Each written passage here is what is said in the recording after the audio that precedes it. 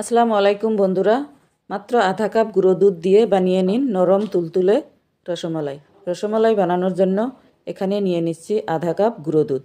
এবার দিয়ে দিব আধা চামচ বেকিং পাউডার আর দিব ছোটো চামচের 1 চামচ ময়দা। এখন খুব ভালো করে মিশিয়ে নিব। মেশানো হয়ে গেলে এর মধ্যে দিয়ে দিব 1 চামচ ঘি। ঘিটাকে আমি গুঁড়ো দুধের সাথে খুব ভালো করে মিশিয়ে নিয়েছি। এবার আগে থেকেই ফেটিয়ে নেওয়া একটি ডিমের মিশ্রণ একটু একটু করে অ্যাড করে মেখে নিতে হবে। 2-3 মিনিটের মধ্যেই মাখাটা হয়ে যায়। এই দেখুন ডোটা রেডি হয়ে গেছে।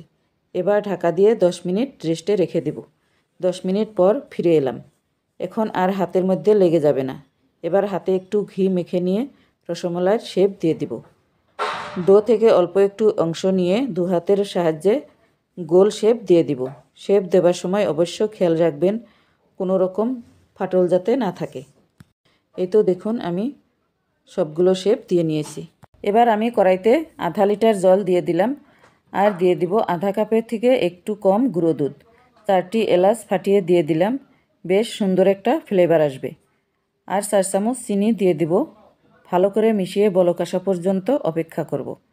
বলক আসার সাথে সাথে দিয়ে দিচ্ছি বানিয়ে রাখা রসমালাইর শেপগুলো। আর গ্যাসের ফ্লেমটা হাইতে রেখেছি। হাই ফ্লেমে এগুলো দিলে দেখবেন সঙ্গে সঙ্গে বেশ বড় হয়ে যাবে। তবে দেরি করা যাবে না, সঙ্গে সঙ্গে ঢাকা দিয়ে দিবে আর গ্যাসের ফ্লেমটা করে দিবে লো টু মিডিয়ামে।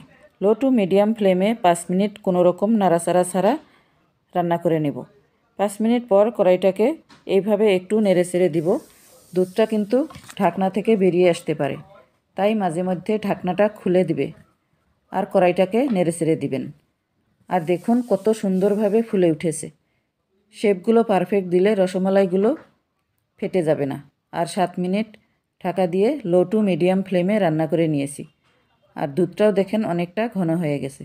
এখন গ্যাস অফ করে দিলাম। গ্যাস অফ করার সঙ্গে সঙ্গে কিন্তু এগুলোতে হাত দেওয়া যাবে না। গরম অবস্থায় ভীষণ নরম থাকে, তাই সম্পূর্ণ ঠান্ডা করে নেওয়ার পর এগুলোকে সার্ভ করা যাবে।